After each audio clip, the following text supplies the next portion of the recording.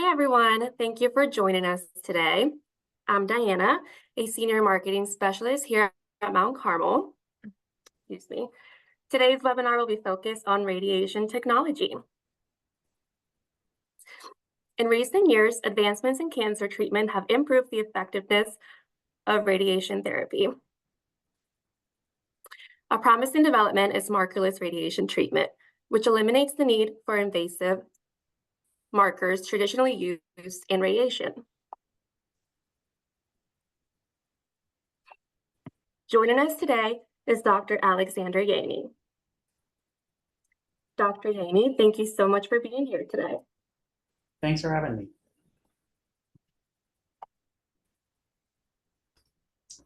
So as Diana said, I'm here to talk to you a little bit about breast cancer, kind of big picture, and more specifically, how radiation oncology is really leading the way in advancements in the care of breast cancer patients going forward. So just to start off, some just basic facts about breast cancer in general. So what is breast cancer? It really is a disease that begins, as its name says, in the breast. It usually starts within the ducts or the lobules, and based off of where it starts, it gives you your subtype of breast cancer. Along with this, patients often hear ER/PR, estrogen receptor, progesterone receptor, and HER2 status of their tumors.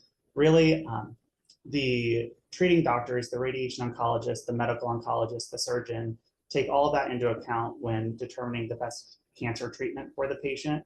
Oftentimes with breast cancer, the kind of mainstay of treatment is first surgical, and then based off of the cancer type, the specifics, really, then they roll in other treatments such as radiation or chemotherapy or immunotherapy. All that's to say that different cancer types, different stages require different treatments.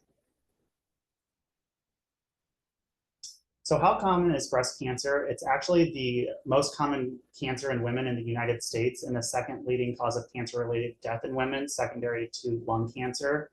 And it's estimated that a woman's risk of developing breast cancer is about 13%, or 1 in 8 women will develop breast cancer at some point in their life. The rate of breast cancer is actually increasing, particularly in those younger than 50.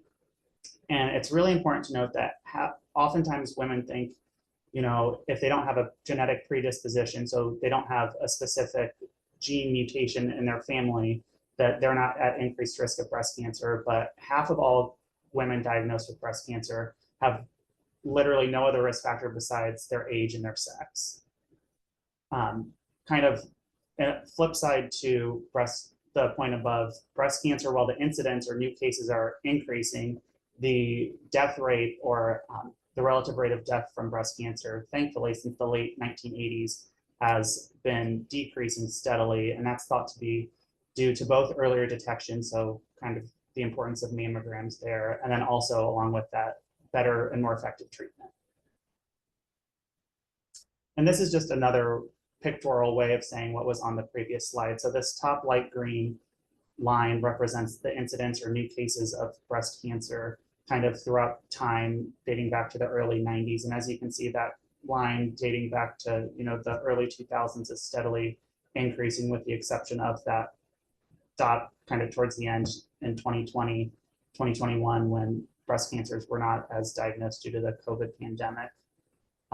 And on the lower portion, the dark green triangles represent the relative cancer death related to breast cancer. And thankfully, like I said before, that line is steadily decreasing over time, again, due to earlier diagnosis and better treatment modalities.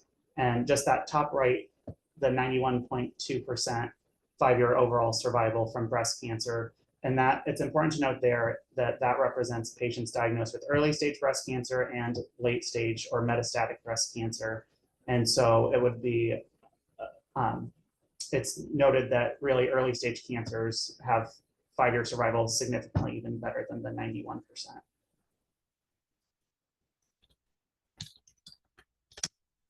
And so now just to talk a little bit about radiation and breast cancer more specifically.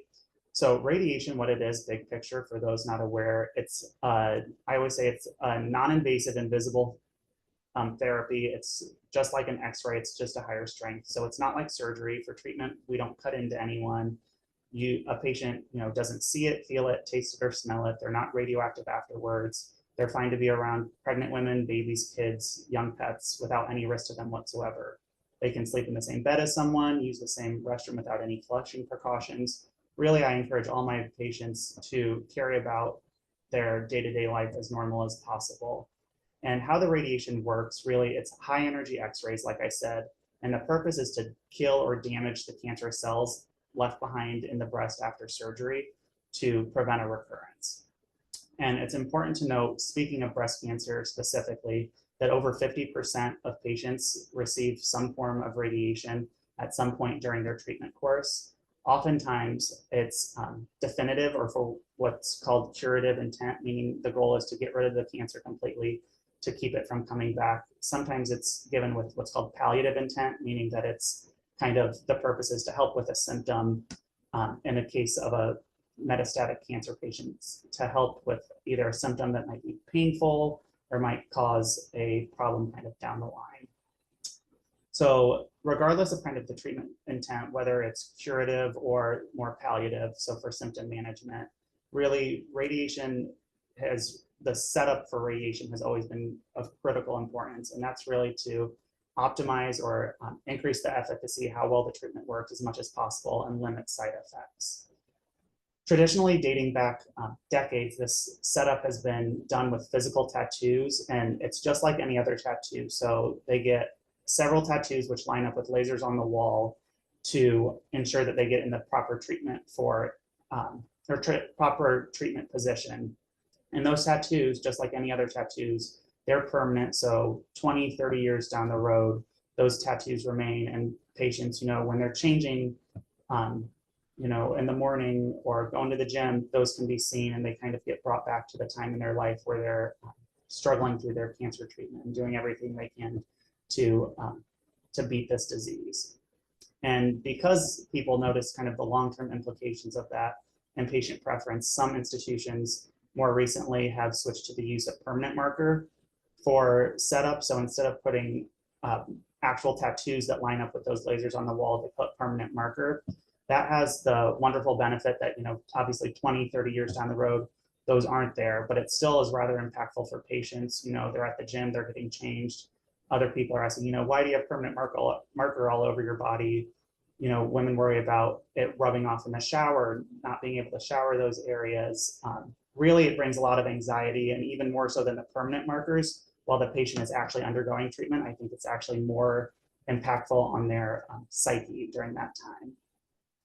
And so all of that to say that Mount Carmel really is thrilled to be the first facility in Central Ohio to eliminate the need for marks of any type. No permanent tattoos, no permanent marker of any type on the body. So by using this mark-free treatment, we not only provide patients with some psychological relief while they're undergoing treatment, they don't have to worry about those things that I mentioned before, but it also makes treatment safer, more effective, and I'll talk more about that here shortly. The way this is done is using a system called AlignRT, which is a state-of-the-art technology. And how it works is basically these lasers that you see being put down on or projected down onto the patient. They project a series of patterns onto each individual patient that is specific for that patient. And those lights basically act as thousands of miniature virtual tattoos that really allow for really precise treatment setup accuracy, down to, for anyone who has a pen cap, it's less than 1/3 of the tip of a pen is the accuracy that this treatment gives. So it's really, really sensitive at noticing any movement or setup error. And so benefits overall include really faster setup time, a decreased need for setup imaging. So the nice thing about this is there's no additional radiation given because it's just lights. That's the only thing. There's no, it's not like a CT scan or an X-ray or anything. So you don't have to worry about any additional radiation exposure. It gives you a more accurate treatment because you're more certain that the patient is in the correct position. And what's really wonderful is particularly in breast cancer, what's often done is we treat patients with what's called a breath hold. And the benefit of that is when a patient takes a big, deep breath, it moves the breast and the chest wall away from things like the heart and the lungs to really minimize the dose to those structures. And this technology is so sophisticated that it can tell if the woman is breathing, has the same breath as what they did at the time of the planing scan. And again, that's just a wonderful way to improve the treatment efficacy and minimize side effects, especially in younger women where we really do worry about their long-term cardiovascular health, because like I said, with the survival, their survival is very, very excellent. And so these pictures below give us just an idea of what our treating therapist would see at the time of setup. It actually, as you can see here, projects onto the patient using a video to see, if an arm needs moved or if their chin is in a different position. And those red kind of bars indicate the areas where the patient needs to be shifted in one way or the other. And then once the patient is in the correct position, you kind of get the green light here represented on the right side, and treatment is good to go. And if at any point those markers in any way get hit into the red, the treatment machine kind of stops on its own, and then we can get the patient reset up in the appropriate position and treatment resumes without any disruption into the actual treatment.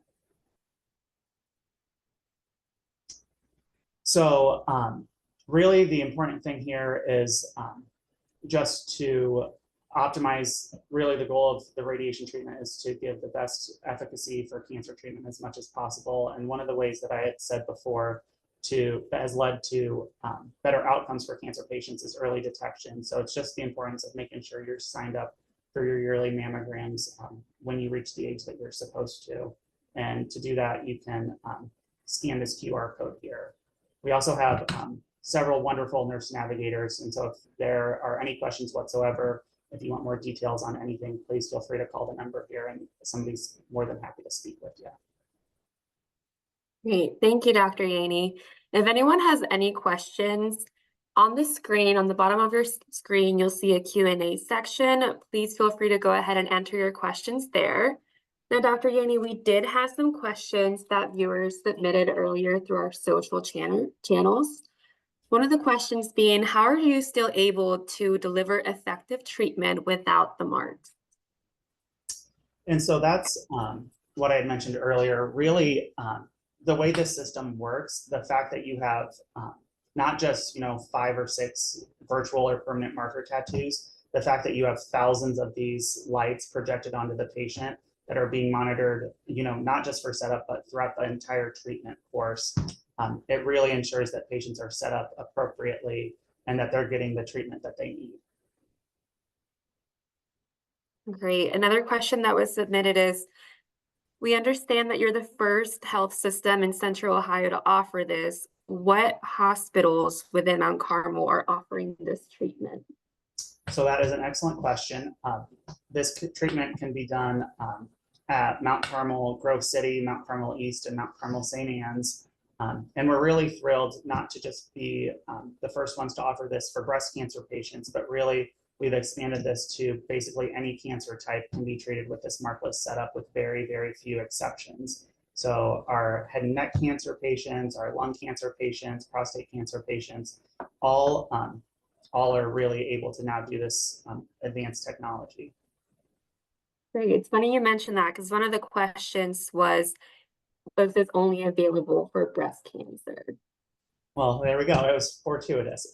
So yeah, we really have expanded it for everyone with every cancer type, whether it's the definitive or curative treatment like I talked about, or more palliative. We're treating all cancer patients with this advanced technology. That's amazing. And then the last question that we received is, what are the primary main benefits of using this type of treatment as opposed to the other ones?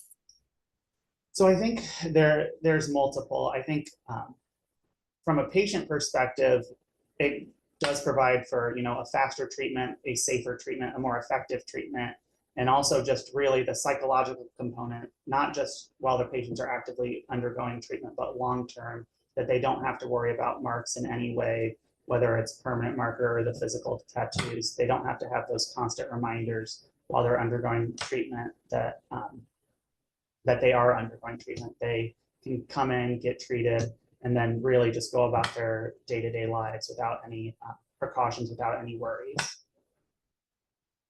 That's amazing. It looks like those were all the questions that we had. If you missed a portion of this webinar, no worries. It will be uploaded to mountcarmelhealth.com. And if you have any questions, you'll receive a follow-up email with an email that you can reply to with any questions.